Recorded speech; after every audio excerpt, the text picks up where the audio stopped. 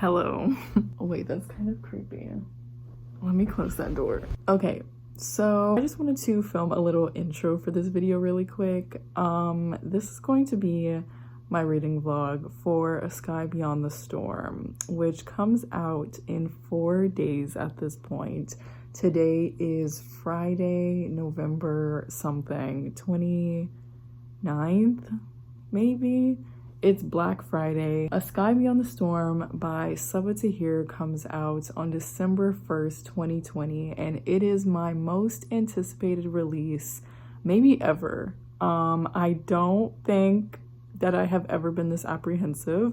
Quite frankly, I'm losing my mind. I read An Ember in the Ashes pretty much exactly a year ago. I think I finished the last book in November 2019, and I have been waiting in anticipation for the last book ever since. Definitely have not waited as long as some people, especially people that have been reading the books since the beginning, but I've been waiting a while, and this series is so deep. It is so intense. It is insane. They are some of the most intense books that I have read, and I have been very, very apprehensive about this last book because it is very possible that Sabaa Tahir, who is a what's the word I'm looking for? Ruthless. She is a very ruthless author. She is ruthless to her characters. And in the 3 books in the series currently, these characters have been through some shit.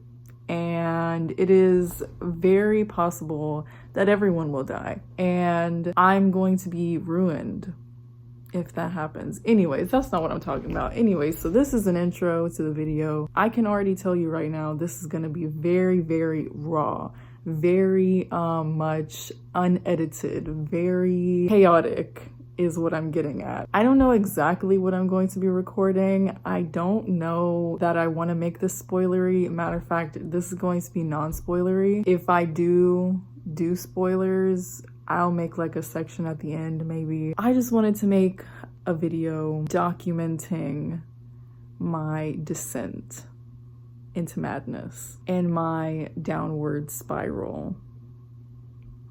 So yeah. 4 more days. So, release day is tomorrow. I'm losing my mind. A Sky Beyond the Storm comes out in less than 24 hours because it technically comes out at like 11:59 tonight.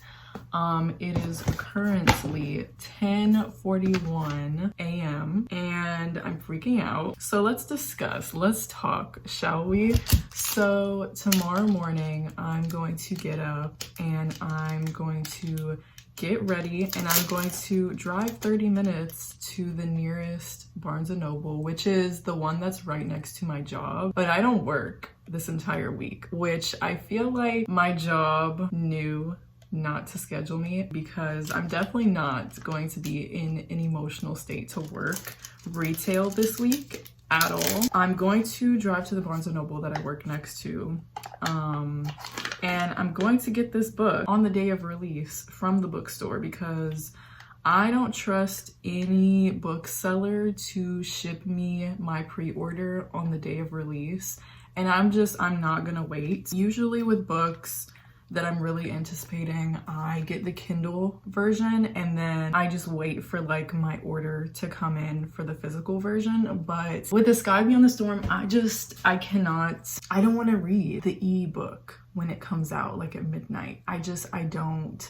want to hold the book in my hands for the entire time that I'm reading it. So that's what I'm gonna do tomorrow. Don't know what I'm gonna wear. Probably black in mourning of who? I don't know, but I'm sure that I'm gonna be mourning someone. So let's talk about some theories that I have. I have been theorizing about this book since I finished A Raper at the Gates because there's just so much that's going to happen and so much that could happen, but like ultimately I have no fucking clue what's gonna happen. Like brain empty. But I do have a couple of theories, and just like a couple of theories that I think are gonna happen, and then a couple of theories that I've seen around on Twitter and stuff that I agree with. So I have like 5 theories here, so let's talk about them. If you have not read all 3 books in the Ember Quartet right now, I do not advise you to watch this portion of the video. I will put a timestamp right here to where you should skip to, because this will definitely spoil stuff that has happened in the first 3 books. My first Ember theory, like this is the main one that I think / hope is going to happen. Helene is going to die. I really believe that Helene is going to die because obviously one of the 3 has to die, at least one. Shit, maybe all 3 will die. I don't know. But Helene, maybe it's wishful thinking. Maybe it's just me being hopeful, but I really truly believe that she's going to die. And I think that specifically she will die by sacrificing herself for either Elias or Laia or both, I don't know. Or maybe just sacrificing herself in the line of scholars getting murdered or something like that. Like I feel like she will die sacrificing herself for the thing that she used to be a perpetuator of, which is genocide. But I have seen arguments that like it'll kind of be like that villain redemption where they get redeemed or they do like one redeeming thing and then they die. They don't really have to work for their redemption. And I agree that it could end up like that, but like I feel like there's still a way that she could die by sacrifice and like it wouldn't really be that trope. My second theory is Harper is definitely dying. Like I have no doubt in my mind that this man is gone. Like I've already written his eulogy.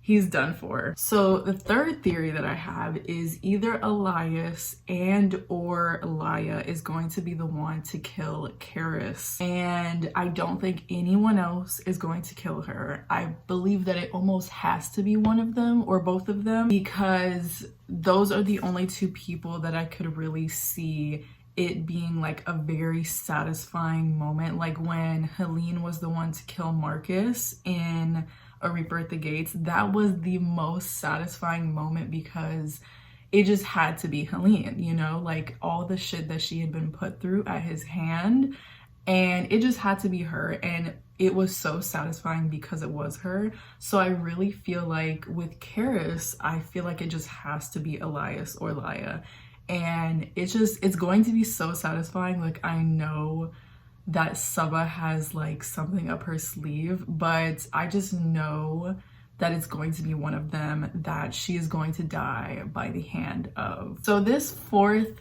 theory that I have is not one that I necessarily want to happen, but it's something that I've seen around on Twitter and I feel like it is plausible. So I will mention it, but I don't necessarily want this to occur. The theory is that Laia and Elias will both be soul catchers at the end of the book. So Laia would have to die for that to happen, obviously. And I do not want a hair on Laia's head to be touched in this novel.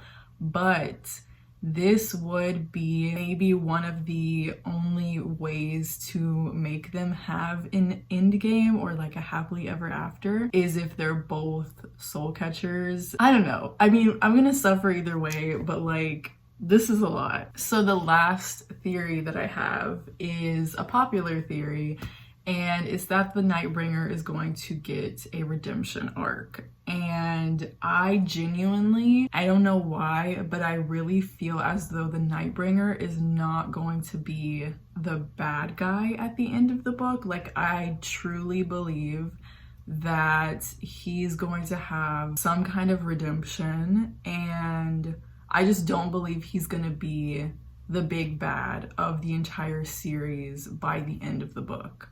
I genuinely don't. So those are all the theories that I have. I'm sorely unprepared for what I'm about to go through tomorrow, and I'm going to just sit here for the rest of the day. I'm gonna eat my yogurt and my granola bar, and I'm just going to marinate and mentally prepare for this event. Yeah, see you tomorrow.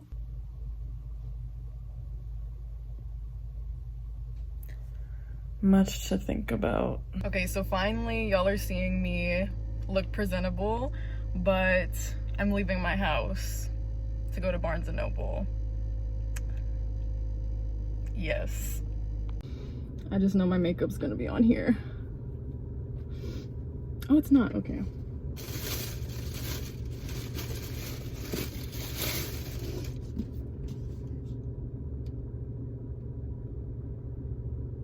So it's later in the day. Clearly it is nighttime now.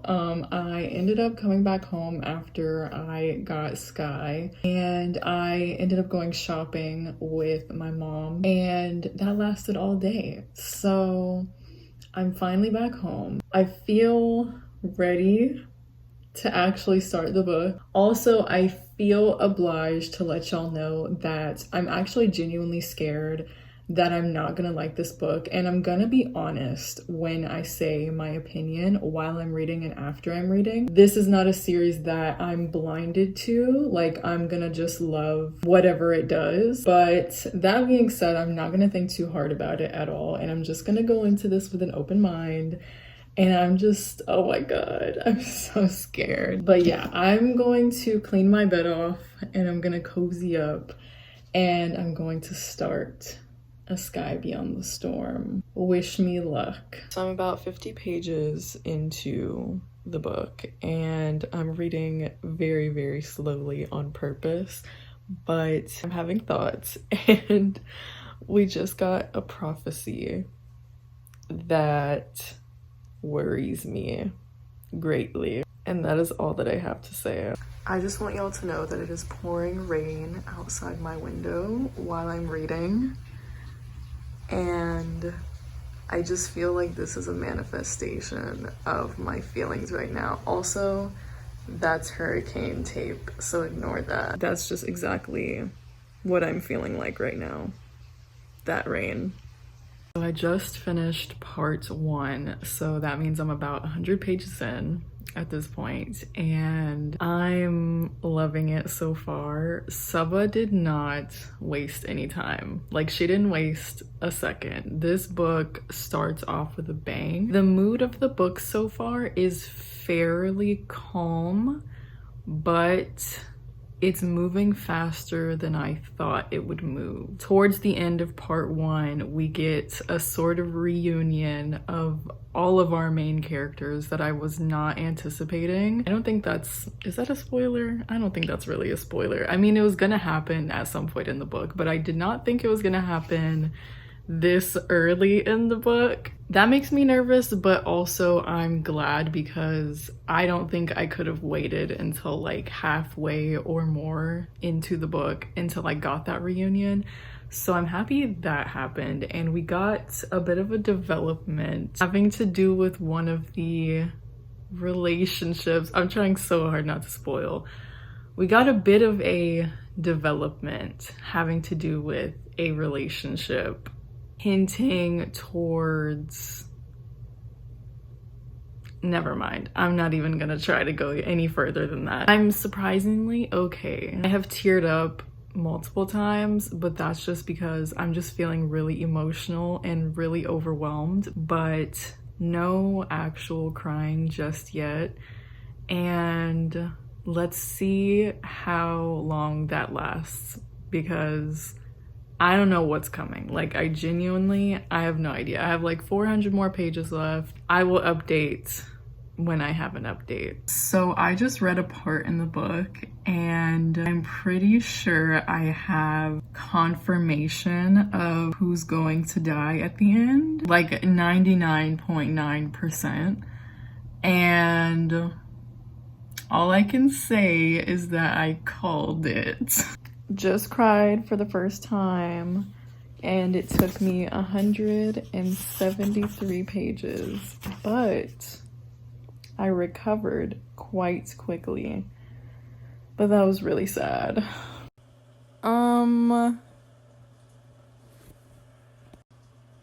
Hello? It's 1 a.m. and I'm just gonna say it. Elias and Laya are killing me. They're killing me, actually.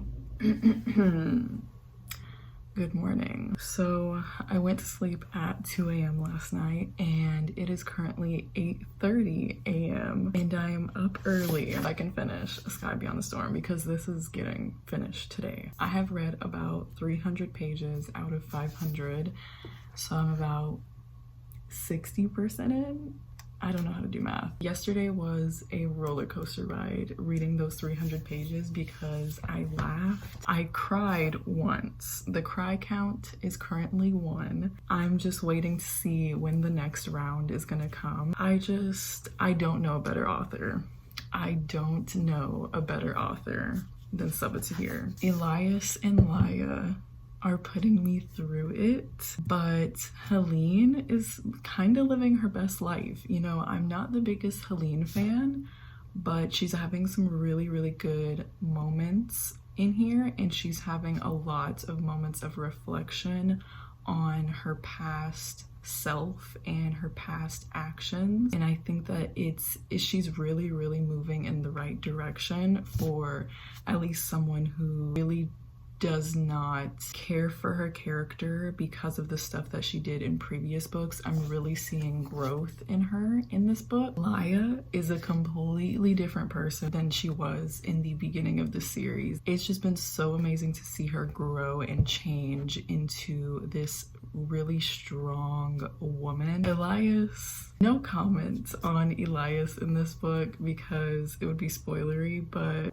Elias, my poor boy. I'm also just really surprised that like the things that are happening in this book, it's really been moving in the right direction for me and for like what I wanted from this book but didn't think I would get, because I honestly just thought this book was going to be like pure torture. So far it's been the complete opposite, which makes me think that the end is where all of the turmoil, emotional turmoil, is going to be, which scares me. I'm going to sit down to read the final 200 pages and I don't know that I will be updating. See you when I see you. I said I wasn't gonna update anymore, but I have like a little over 100 pages left and I'm not doing well, to be honest.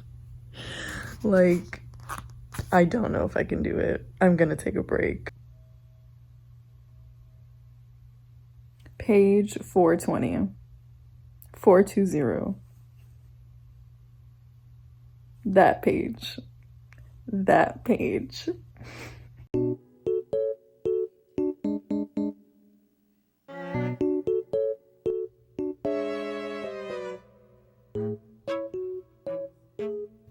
What the fuck?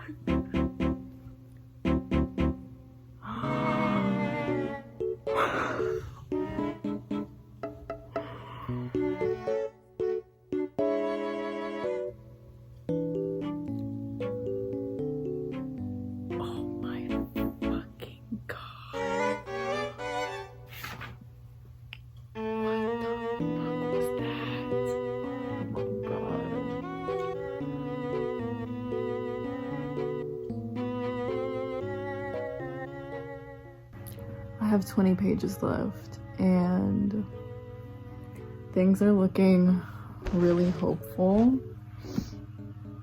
but I'm not gonna trust it. I'm not gonna trust it.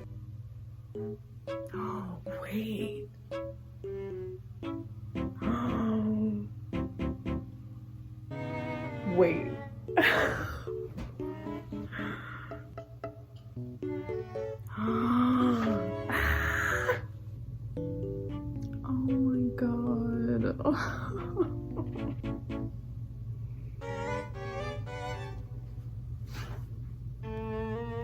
Oh my god.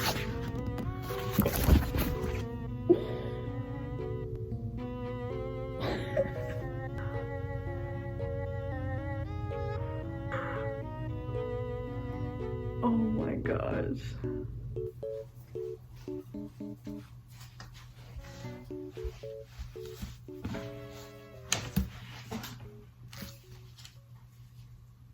So it's been a couple of days. It's been about 3 days since I finished A Sky Beyond the Storm. I've just really been taking things in. I feel like I am now finally ready to discuss. So I'm just gonna give you my overall thoughts, and then I'm going to bid you adieu if you have not read this book. And I'm going to go into a very short spoilery section at the very end of the video. A Sky Beyond the Storm was the complete opposite of everything that I was thinking that this book was going to be. This entire series, from book 1 to book 2 to book 3, has just kind of increased the stakes and increased like the violence and the reality of what it is like to live in a world where there is a war going on between multiple groups of people, and when there is one group of people that is committing genocide on basically everyone else. Every single book in this series has just raised those stakes, and every time that you thought things were getting better, they would just kind of get worse, which is sometimes the reality of these types of situations. To just put it plainly, every single book in this series got more devastating, and I was rightfully expecting that this book would completely go off the rails and just literally obliterate everything and obliterate everyone and obliterate me in the process. And for the last time in this series, Sabaa completely subverted my expectations and went the complete opposite direction. And the only word that I can use to describe my feelings while reading this book was comfortable. I was so happy with the direction that everything was going, because unless you don't know, if you haven't watched my review video that I did earlier this year for the first 3 books in the series, I was tired by the end of A Reaper at the Gates. I binge read the first 3 books, and I ended up not rating A Reaper at the Gates 5 stars. I rated it 4 stars because I was just so exhausted from everything that was happening. Nothing was going right. The characters would take 2 steps forward and 100 steps back. Things were just not going the way that I wanted them to go, and I ended up just getting so exhausted from it, and it ended up really affecting my reading experience. But this book from start to finish was just like completely going in a way that I definitely wanted the story to go, but that I never thought that it was going to go. I'm being very, very vague, but I want everyone to know that either hasn't read this book or hasn't read the entire series yet, that this is an amazing conclusion. It is exactly what a conclusion should be, in my opinion, because it didn't just wrap up the story at the very end of this book. It wrapped up the entire story throughout the entire book, and that is, in my opinion, what a last book in a series should always do. It should never start up new and different plot lines or conversations within this book. It should spend the entirety of the book wrapping up what it has laid out in the previous installments, and that is exactly what A Sky Beyond the Storm did. This book, putting it into perspective, I would probably, upon reread, rate all of the books in the series 5 stars, because they all serve their purpose. Even A Reaper at the Gates, even all the exhaustion I was feeling from all of the characters, I now see in retrospect, in hindsight, why everything that happened in that book happened. I will say that, I mean, you saw my reaction. I was definitely feeling a lot of emotions while reading this, but I didn't cry at the end. I truly did not expect this ending to be what it was. And if you've read it already, then you know what I'm talking about. I truly just thought that even if it had like a happy ending, I would be sobbing and bawling my eyes out, but it just completely caught me off guard in a way that just shocked me so much that I didn't cry. Like, I was just so happy that I couldn't even cry happy tears, because I just had a feeling of relief. And I won't say whether the ending was completely happy or if it was bittersweet or if it was whatever, but all I can really say is that by the end of the story, everything is in its place. All the characters got what they deserved, and yeah, I think that's really all that I can say. So if you haven't read In Ember in the Ashes, if you haven't read even the first book, if you only read 2 of the books, I highly suggest and implore you to read this entire series. It is absolutely the best YA fantasy in my opinion. I mean, I don't really consider this entire series to be YA. I think the only book in the series that gears toward YA is the first one, and then the rest of the series is kind of really new adult to me. All of the characters are adults in this last book. Most of the characters have been adults since the beginning of the series, but all of them are 19 and above in this book. And so yeah, that's a whole different discussion. It is the best YA fantasy series to me, point blank. Yeah, I feel like everyone who hasn't read the series is really missing out. If it's not your thing, okay, but if you enjoy darker fantasies with having to do with like war and stuff, then I think you would enjoy this series past like the first book. So I will now begin a very short, hopefully spoilery discussion, so please exit out of the video if you have not read the books, if you have not read A Sky Beyond the Storm specifically. And yeah, I hope you enjoyed this video. Leave me a comment letting me know what you thought. And if you have read the series, if you plan to read the series, let me know. Yes, goodbye. Let us discuss first and foremost my theories from the beginning of the video and how wrong I was, but kind of how right I was in some of them. My first theory was that Helene was going to die in this book. And if you remember during the video, I said that I saw something that confirmed the character that I thought was going to die. And that thing was when Helene learned the phrase in that language that said, "May death claim me first." When she first learned that phrase, I was like, oh, yeah, she's gone. And when she kept telling it to Harper, I was like, okay, maybe it's gonna be Harper, but it also might really be Helene. More towards like the 60% mark of the book, I was like, I couldn't understand how either of them could die because Harper was literally the last thing that Helene had. Other than Laya and Elias, Helene had no one else left after Livia died other than Harper. And I was like, would Sabaa really be so cruel to Helene?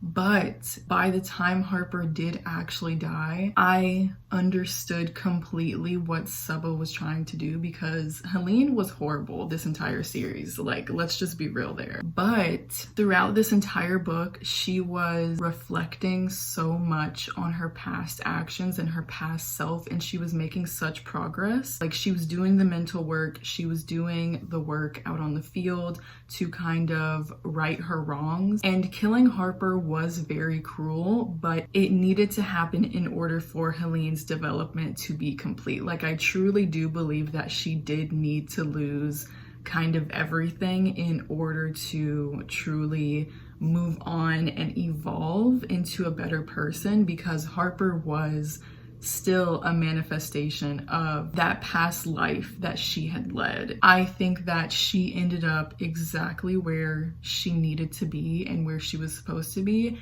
and I absolutely love the end for her character, and I think Sabaa executed it perfectly. So my second theory was that Harper was going to die, and he did.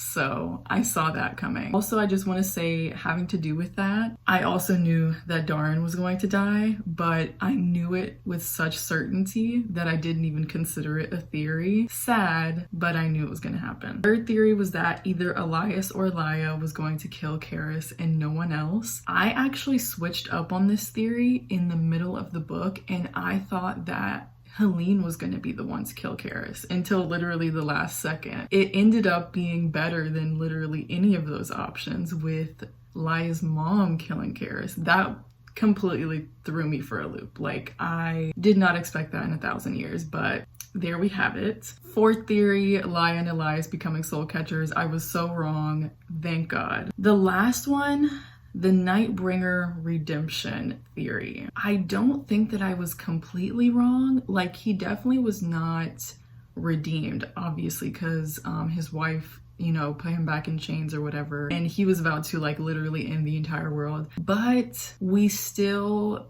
got that element that's been present this entire series where you never fully hate anyone. Maybe Karis is an exception to that. So anyways, the Nightbringer didn't really get redeemed, but we always kind of sympathize with him because of what he was going through and what he went through and what was done to his people and everything. So we understood where he was coming from. We didn't exactly agree with what he was doing, but we understood why he was doing it. So I was like kind of right, but like also not. So let's talk about that ending, and let's talk about Elia throughout the entire freaking book.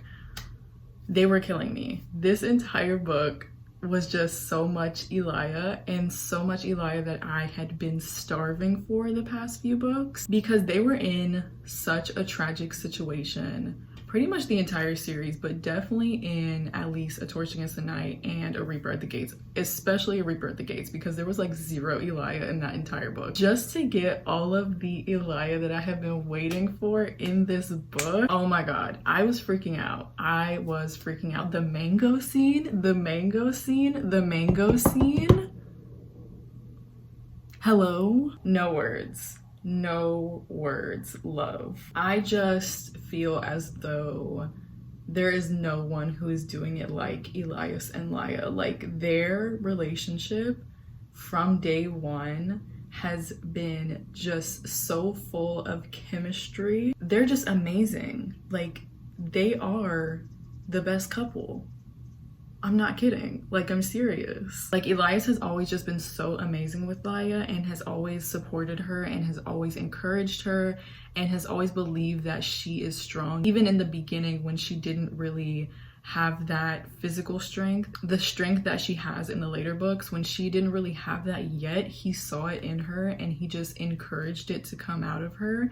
And he just supported her every step of the way. And in those last couple of chapters, when Elias's name turned back to Elias, and when Helene's name turned back to Helene at the chapter headings, that was beautiful. That was a moment of symbolism, and I was just feeling so much relief at the way that things were panning out. The moment that I realized that Lia's mom was going to be taking the soul catcher position, I was just like, oh, is this really happening? And it did. It did.